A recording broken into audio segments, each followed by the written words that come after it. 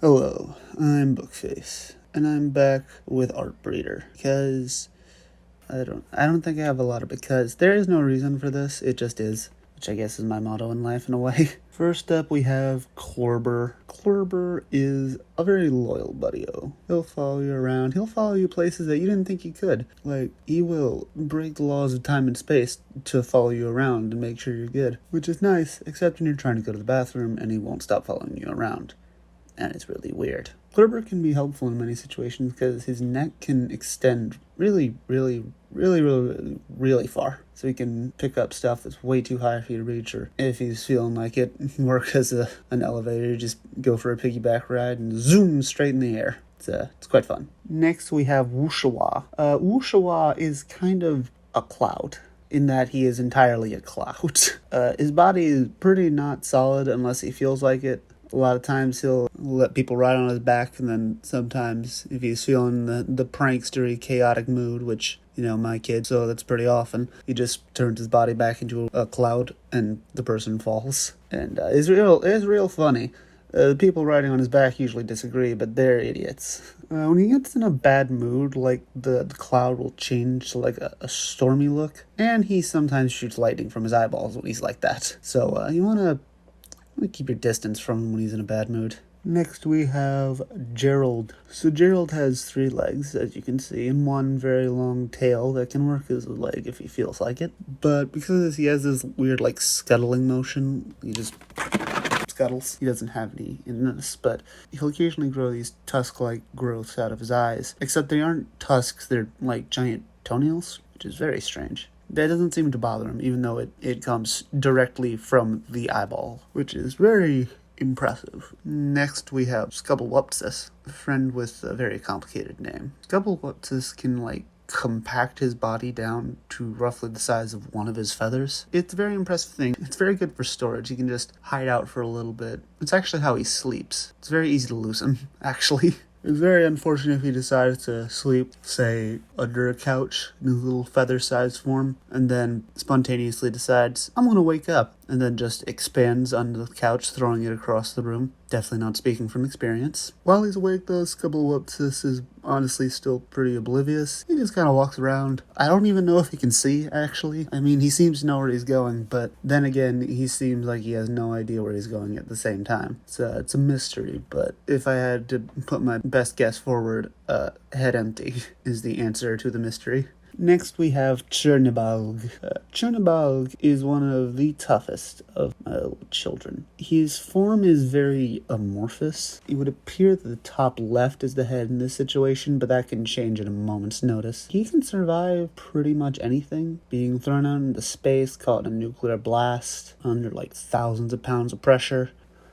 Hypothetically, of course. He's really tough, and he's always got a pretty good mood to him. He isn't the type to hold a grudge, thankfully. Next we have Heenbean. Heenbean exudes constant pain. He is not in pain, but he produces it. The little appendage where his mouth should be is actually a very short trunk of sorts that can just expel the massive pain that he wants people to feel. And his eyes, his deep, dark eyes, can search within your soul. Heenbean's real intense, basically. He's sweet, but he's real intense. A little hard to be scared of him when he's 2 feet tall, but still, I'd still be worried.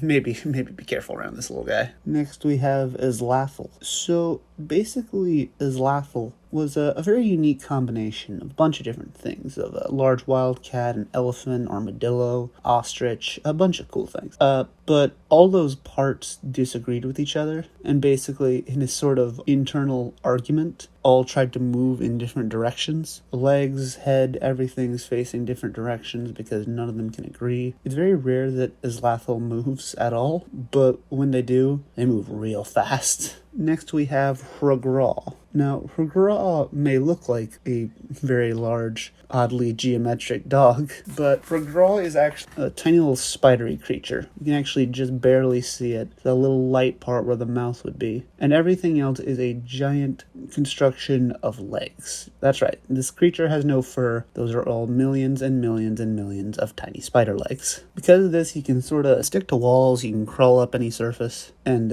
for the most part, he maintains that structure. So it's very strange to watch him move, because it's like he just sort of glides along the ground and walls, all staying in this standing kind of dog-looking position. Also, if you pet him, the, quote, hairs basically grab your hand and try not to let you go. Can really get you stuck there for a second. But he doesn't have that much grip strength. Unless he's like, no, you live with me now. That can take a little longer to figure out. Next we got Wah. Wah is about the size of your fist. My fist, at least. I don't know how big your fist is. His body can change colors at a moment's notice, usually preferring a sort of combination of two colors, usually complementary. At the moment in this one, he has orange and blue. His many eyes let him search 1,000 things at once. He can look in so many different directions, and he can see way farther than you'd think. His paws are actually retracted back into his fur, but they look like these little gremlin-y hands, and they grab onto the back of some creature's neck, and he can then remotely control it, like some giant mech or Attack on Titan.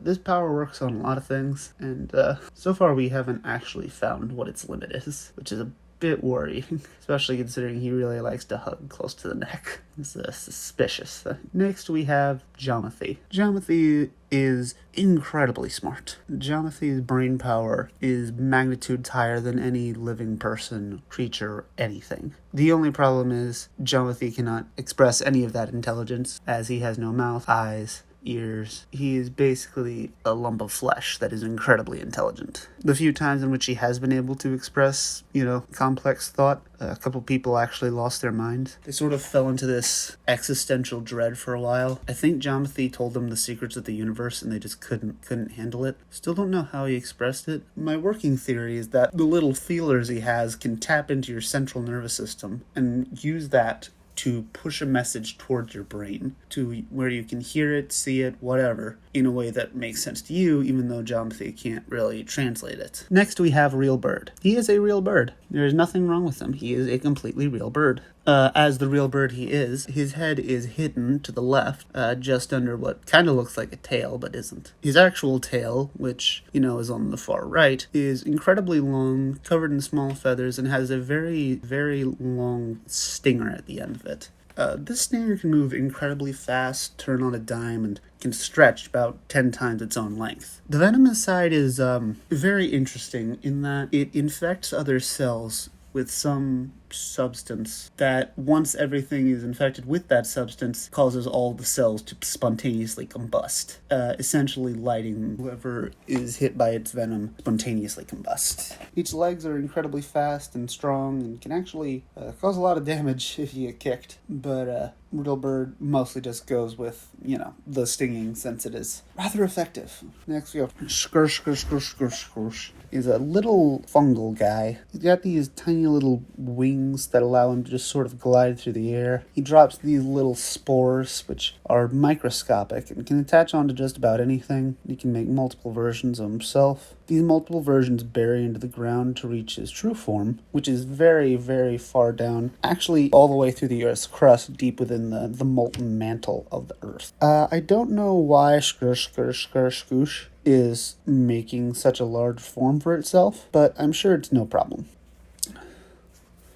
Leopard. And we got Leopard. Leopard could not decide between a leopard and a bear, so we went with both. And you know what? I gotta respect it. For some reason, he can move through the trees like a monkey, swinging from limb to limb. It's especially impressive because none of his limbs actually possess hands or fingers. They're all just sort of little stumps. So it's extra impressive how he is able to move through the trees. Leopard's structure is kinda unstable, and occasionally parts of his body or face or whatever will start to seemingly melt away temporarily, but it doesn't seem to cause many pain, so it's not really a concern. Next we have Zobomo. Zobomo is about the size of a really large cat. As you can see, he's got a very pointed nose, which not only can jab people really bad, but it can also open up into a sort of, almost like an organic missile silo. And he can fire these weird explosive things, which are essentially giant cysts that explode and burn on contact. It's a very unique ability and fascinating to watch. He's a rather slow creature, so long as anyone's looking at him, but as soon as you look away, he can move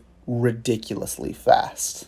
Gone in the blink of an eye. Next we have Boink. Boink is a creature that lives underground. This is actually only a piece of Boink. Boink actually looks like, well, a large version of this, but instead, its nose ends in a long appendage, which has a smaller version of itself at the end that comes out of the ground. When a predator goes for this little pig-looking dude, they bite on, immediately get stuck because this thing's structure is essentially a giant mass of tar, and then get dragged slowly underground to where it meets the full version of Boink. The Boink Supreme, as it calls itself. The quote, predator in this situation does not last long, and Boink does not have to eat for another few months.